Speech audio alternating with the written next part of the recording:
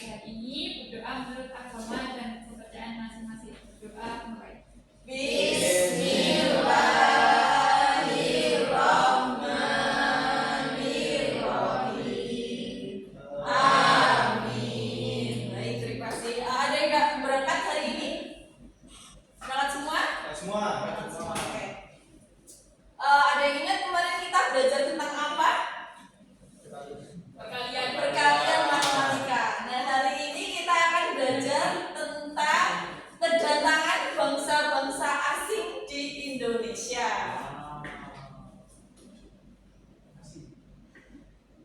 Nah, tujuan pembelajaran ini itu yang pertama, peserta didik dapat memahami berbagai bangsa asing yang datang ke Indonesia dan tujuan kedatangan mereka. Tujuan pembelajaran yang kedua yaitu peserta didik menganalisis sejarah kedatangan bangsa-bangsa asing atau Eropa ke Indonesia baik tokoh maupun periodisasinya. Yang ketiga, peserta didik mampu menganalisis sejarah kedatangan bangsa-bangsa asing atau Eropa ke Indonesia. Dan yang keempat yaitu peserta didik dapat mengarahkan kembali sejarah kedatangan bangsa-bangsa asing atau Eropa ke Indonesia. Yang selanjutnya yaitu sebelumnya untuk menambah rasa semangat kita, alangkah lebih baiknya kita menyanyi terlebih dahulu ya. Ya, Bu. Kita bisa berdiri dulu, berdiri dari tempat duduk.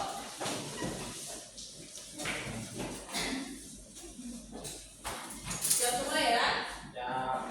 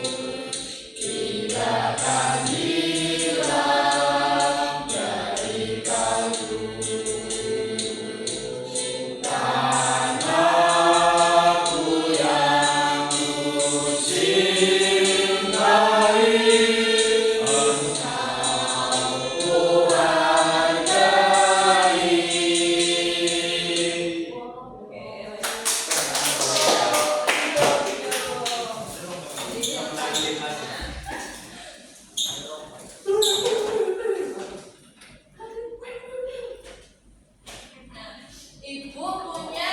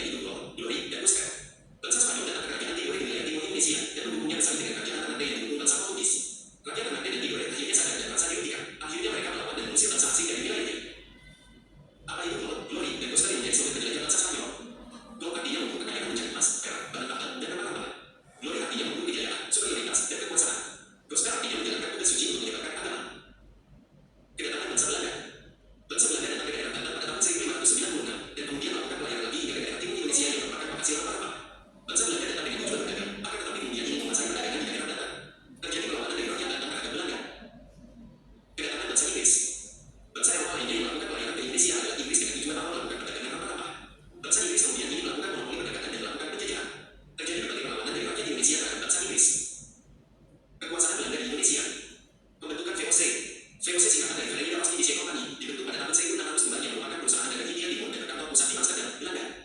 VOC memiliki beberapa kewenangan istimewa, yaitu 1. Melakukan pelepasan tanah milik rakyat dan memberikan hukuman pada rakyat Indonesia apabila melanggar aturan monopoli VOC. 2. VOC mengeluarkan mata uang sendiri. 3. Membentuk dan memiliki angkatan perang sendiri. Tutus dan salah anak bangsa. VOC kemudian dibubarkan dan terjadi perlawanan dari rakyat Indonesia. Perang Jawa yang terjadi dari tahun 1825 sampai tahun 1830 yang dipimpin Pangeran Diponegoro menyebabkan Belanda mengalami kerugian. Untuk menutupi kerugian, pemerintah Belanda mengeluarkan peraturan yang dinamakan Putus dan salah anak bangsa.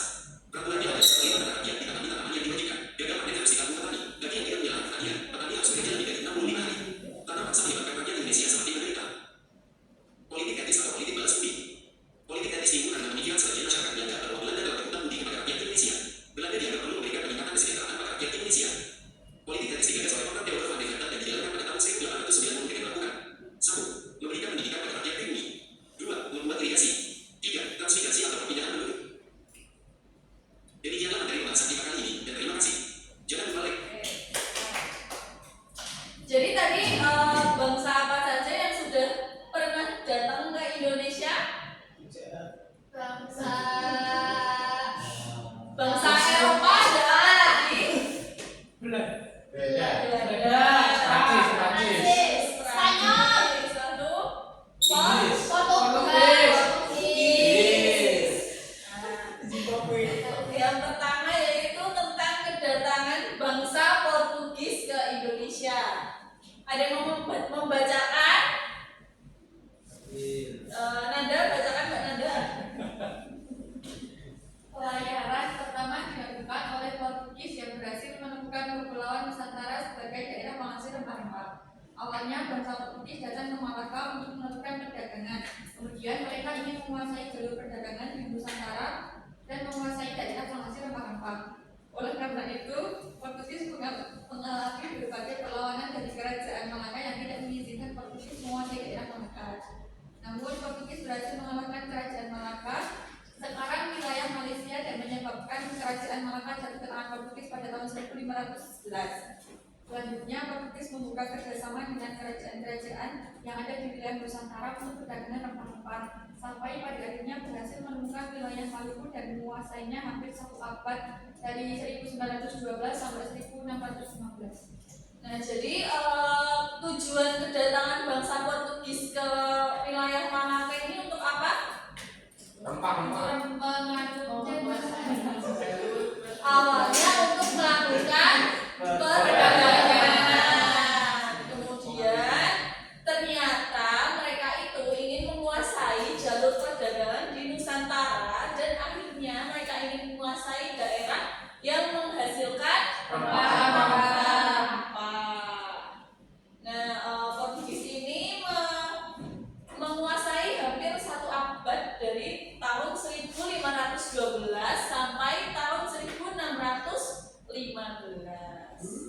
Yang kedua yaitu kedatangan bangsa Spanyol. Bisa dibacakan Mas Gabriel? Tidak hanya melakukan perdagangan rempah-rempah, tetapi bangsa Spanyol mempunyai tujuan lain yang dikenal dengan istilah gold, glory, gospel pada daerah yang dikunjunginya. Bangsa Spanyol datang ke wilayah timur Indonesia, yakni daerah Tidore, Maluku. Pada saat kedatangan bangsa Spanyol tersebut, di Maluku sedang terjadi persaingan antara kerajaan Ternate dan kerajaan Tidore. Kerajaan Ternate mendapat dukungan dari bangsa Portugis dan kerajaan Tidore mendapat dukungan dari bangsa Spanyol. Nah, ada yang ingat tadi di video gold, glory, sama gospel itu apa?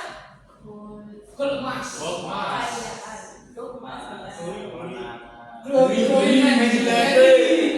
apa? Tapi yang dimaksud sebenarnya bukan itu. Mungkin kalian tadi masih kurang menyimak ya karena agak cepat. Nah, di sini tadi ada dijelaskan.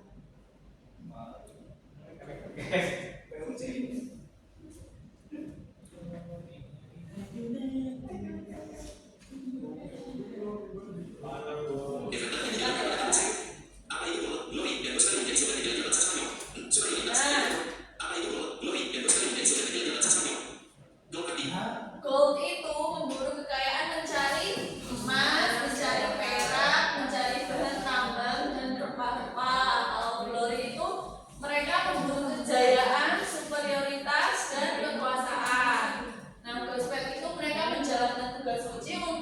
menyebarkan agama. Maka dari itu agama di Indonesia sekarang ada bermacam-macam. Yang selanjutnya kedatangan bangsa Belanda. Dibacakan Mas Gibran. Bangsa Belanda melakukan pelayaran dan berhasil mendarat di Banten pada tahun 1596. Kemudian Belanda melakukan pelayaran lagi sampai menemukan tujuannya, yakni daerah timur Indonesia yang terkenal dengan penghasil rempah-rempahnya. Pada awalnya, bangsa Belanda datang memiliki tujuan yang sama dengan bangsa sebelumnya, yaitu berdagang. Namun seiring perjalanan waktu, bangsa Belanda ingin menguasai perdagangan di daerah Banten sehingga terjadi perlawanan dari rakyat Banten. Jadi bangsa Belanda itu melakukan pendaratan pertama ada di Banten pada tahun 1596. Nah awalnya itu bangsa Belanda itu sama tujuannya kayak yang sebelumnya, yaitu mau berdagang. Tapi seiring berjalannya waktu, bangsa Belanda itu ingin menguasai perdagangan di daerah Indonesia, tepatnya di daerah Banten, sehingga rakyat Banten itu tidak terima, sehingga terjadilah perlawanan dari rakyat Banten terhadap bangsa Belanda. Nah, yang selanjutnya yaitu ada kedatangan bangsa Inggris. Dibacakan Mbak Rafina. Kedatangan bangsa Inggris, perdagangan rempah-rempah di Eropa sangat menguntungkan sehingga mereka berusaha mendapatkan dari daerah penghasil rempah-rempah Indonesia. Awalnya, semua bangsa Eropa yang datang ke Indonesia bertujuan untuk berdagang dan mendapatkan rempah-rempah. Seiring perjalanan waktu, mereka menginginkan keuntungan yang lebih dengan melakukan monopoli perdagangan dan pada akhirnya melakukan penjajahan sehingga terjadi berbagai perlawanan dari rakyat Indonesia. Jadi kedatangan bangsa Inggris itu sebenarnya sama ya kayak yang awal-awal tadi itu, tujuan awalnya ini melakukan perdagangan. Tapi karena di Indonesia ini sangat kaya, nah mereka itu menginginkan keuntungan yang lebih dengan cara melakukan monopoli perdagangan. Nah rakyat Indonesia itu tidak bodoh ya, jadi mereka melakukan perlawanan karena mereka tidak mau kalau mereka itu dimonopoli oleh bangsa asing. Nah, kekuasaan Belanda di Indonesia, yang pertama itu VOC atau Verenigd Oost-Indische Volkspartij. Ini tuh didirikan oleh Belanda yang dengan beberapa kewenangan istimewa, yaitu melakukan penebangan tanaman rempah-rempah milik rakyat Indonesia dan memberikan hukuman pada rakyat Indonesia apabila melanggar aturan monopoli tersebut. VOC dapat mengeluarkan mata uang sendiri, membentuk dan memiliki angkatan perang sendiri. Nah, kekuasaan Belanda di Indonesia ini yang kedua ada kultur stelsel atau tanam paksa. Sudah pernah mendengar sebelumnya? Perang Jawa ini berlangsung selama kurang lebih sekitar 5 tahun yang dimulai pada tahun 1825 sampai 1830. Perangnya ini dipimpin oleh Pangeran Diponegoro yang menyebabkan pemerintah Belanda itu mengalami kerugian besar. Nah, untuk menutupi kerugian tersebut, Belanda itu mengeluarkan aturan yang dinamakan kultur stelsel atau sistem tanam paksa. Nah, Belanda ini melakukan tindakan semena-mena terhadap rakyat Indonesia seperti 1/5 dari tanah rakyat itu ditanami tanaman yang diwajibkan. Kalau misalnya mengalami gagal panen itu, yang harus bertanggung jawab itu dari petani Indonesia. Mereka inginnya keuntungan. Jadi kalau rugi itu mereka tidak peduli siapa yang bertanggung jawab, yang penting harus ada pemasukan. Nah, bagi yang tidak punya lahan itu harus bekerja lebih dari 65 hari. Yang selanjutnya yaitu ada politik etis atau politik balas budi. Politik ini dijalankan pada tahun 1890 dengan melakukan memberikan pendidikan pada rakyat pribumi, membuat irigasi, transmigrasi atau perpindahan penduduk. Oke, sudah sampai sini materinya paham semua tentang kedatangan bangsa-bangsa asing di Indonesia. Nah, selanjutnya kita akan berkelompok. Ibu akan membagikan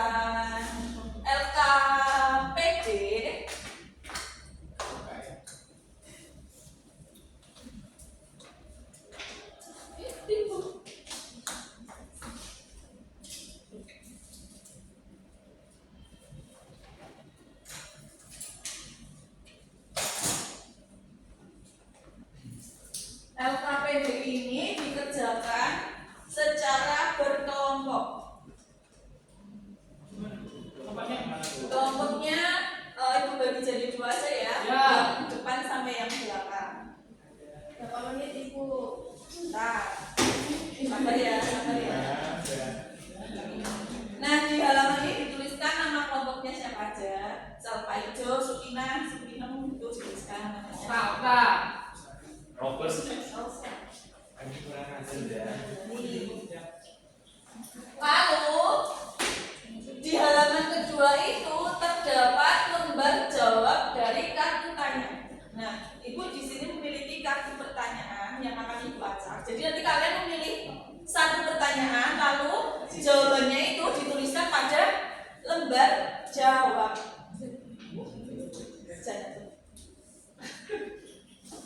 Ya.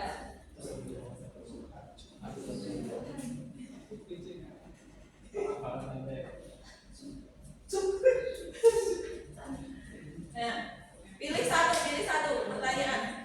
Pilih satu pertanyaan. Satu saja. Pilih satu pertanyaan.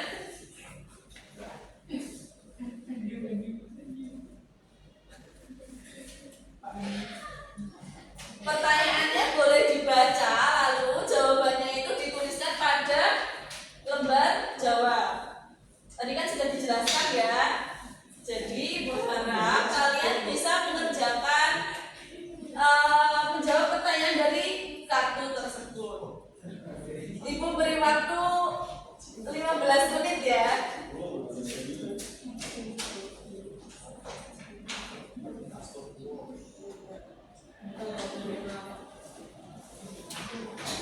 Ada yang susah? Ini Bu jawabannya apa? Minta persis jawaban ibu. Aduh, kan tadi sudah dijelaskan ya, sudah dibacakan juga tadi banyak sama teman kalian. Banyak yang harus kita pikirkan. Kuncinya Aduh, ada yang pikir apa toh?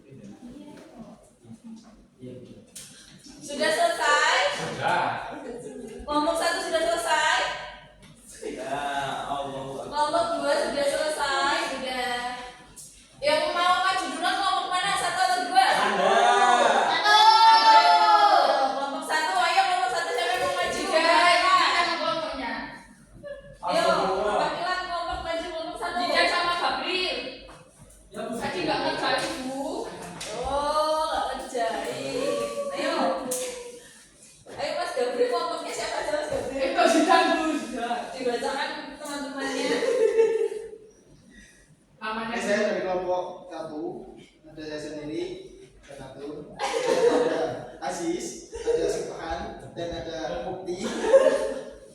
Ya, Mas Gabriel dapat soalnya apa? Tentang apa? Tentang bagaimana dampak kedatangan bangsa Portugis terhadap perdagangan di Indonesia. Nah, jadi jawaban dari kelompok 1. Itu dapat dari kelompok 1 pertama peningkatan perdagangan rempah-rempah. Kemudian yang kedua monopoli perdagangan. Yang ketiga perubahan pola perdagangan. Yang keempat pengaruh budaya. Dan yang kelima pengenalan Karang Taruna.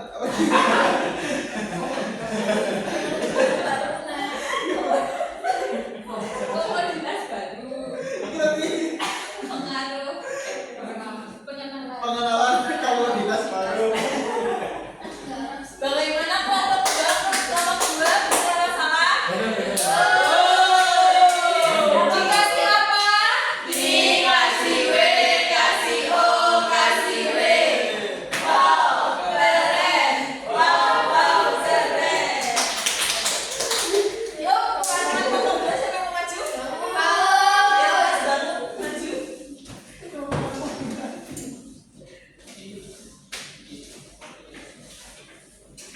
Baik, saya perwakilan dari kelompok 2 yang anggota Aladdin bin Daud, Aurora binti Isna, Jasmine binti Ravina, Cinderella binti Uni.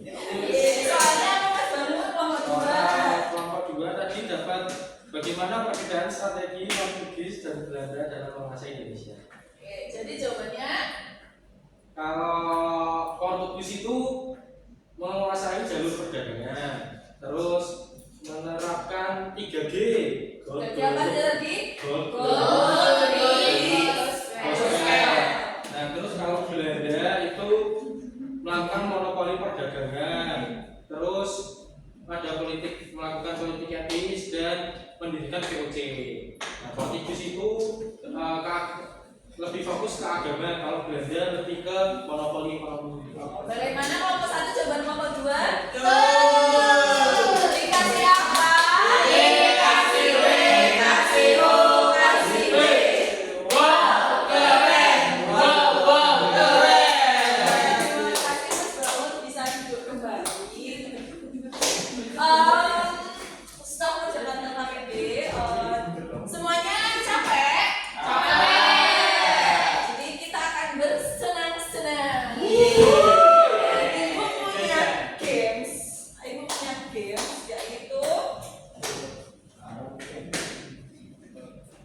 I make the face, you make the song. Apa itu belum? Nggak. I make the face. Nah, misalnya, bukan gitu. Misalnya gini. Ini ibu minta perwakilan 2 orang deh, Mas Bangun sama ini Mas Gabriel, Mas di depan. Nah, Ayo. I make the face, you make the song. Misalnya Mas Bangun membuat ekspresi, ya.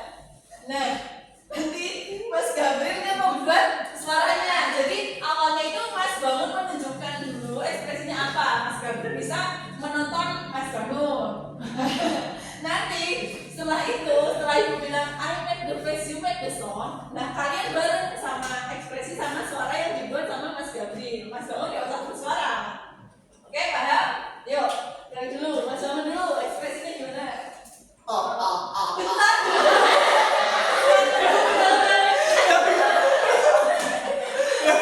Bentar dulu.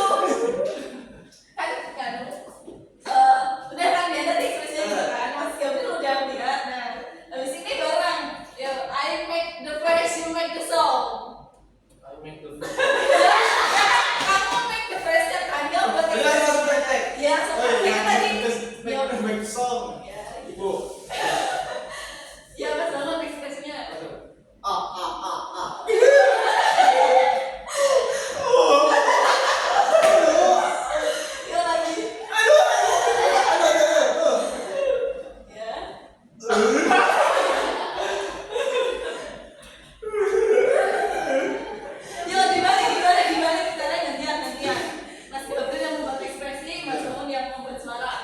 Ya, yuk mulai. 1, 2, 3. Wah.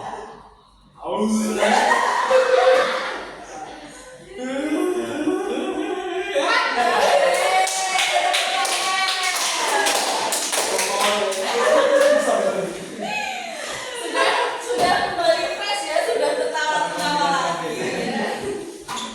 Nah, sekarang ayo kita refleksikan bersama-sama. Apa yang telah dipelajari hari ini? Tentang apa? Perdagangan. Bahasa Indonesia. Ada apa saja tadi? Inggris, Belanda, Spanyol. Lalu apa yang kalian sukai dari pembelajaran hari ini? Ice breaking, oke. Berarti ice breakingnya menyenangkan ya? Nah, apa yang belum kalian pahami pada pembelajaran hari ini? Apa yang belum dipahami tentang pada pembelajaran hari ini? Apa sudah paham semua? Nah, hal apa yang paling sulit pada pembelajaran hari ini? Pembelajarannya dalam bidang speaking-nya. Apa yang paling sulit? Apa tadi? Bawakan tahun-tahun jadwalnya. Oke, nanti sampai rumah dibaca lagi ya materinya. Ya, Bu. Ingat gue. Sebelum kita mengakhiri pembelajaran, Ibu akan memberikan soal evaluasi. Tapi soal evaluasi ini bisa dikerjakan di rumah. Yes. Nah, besok dibawa lagi ya, dikumpulkan ke Ibu. Nih.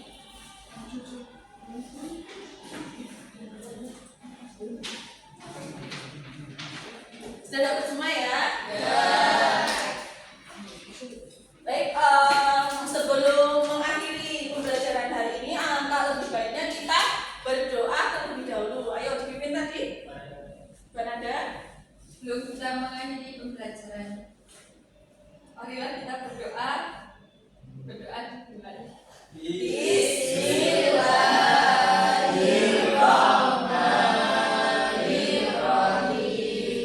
Amin. Oke, cukup sekian dari Ibu. Pulangnya hati-hati di jalan. Materi yang belum dipahami tadi dibaca lagi di rumah sampai paham. Langsung pulang ke rumah, makan siang lalu tidur siang. Yes.